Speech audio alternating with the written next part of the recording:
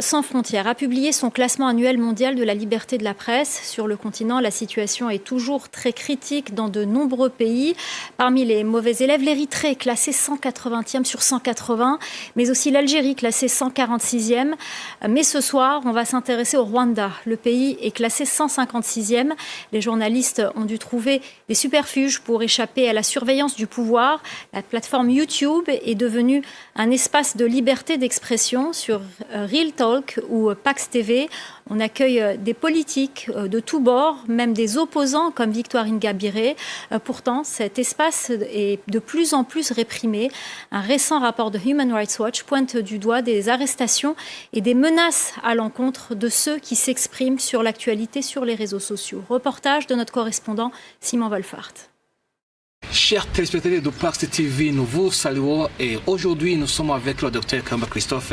C'est un nouveau politicien ici au Rwanda. John Williams Ntwali est journaliste sur YouTube. Sur sa chaîne, il n'hésite pas à réaliser des interviews qui fâchent. Ici au Rwanda, les opposants, je le disais, ne sont pas bien accueillis dans les médias classiques. Ils ne sont même pas du tout accueillis. Quand nous parlons à des opposants politiques ou à des gens qui veulent du changement socio-politique et économique ici au Rwanda, souvent le gouvernement rwandais nous considère comme ennemis de l'État. Le journaliste assume sa liberté de ton.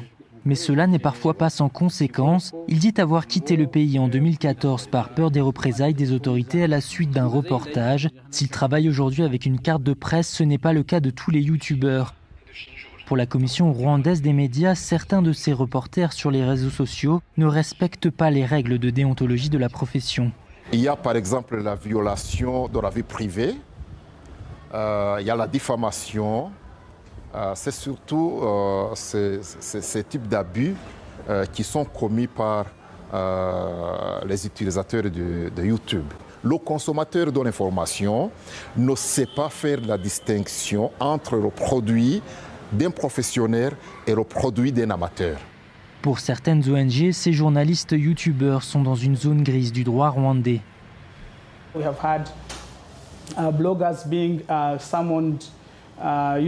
Certains blogueurs et youtubeurs se sont retrouvés convoqués par le bureau d'enquête du Rwanda à devoir s'expliquer sur certaines de leurs publications.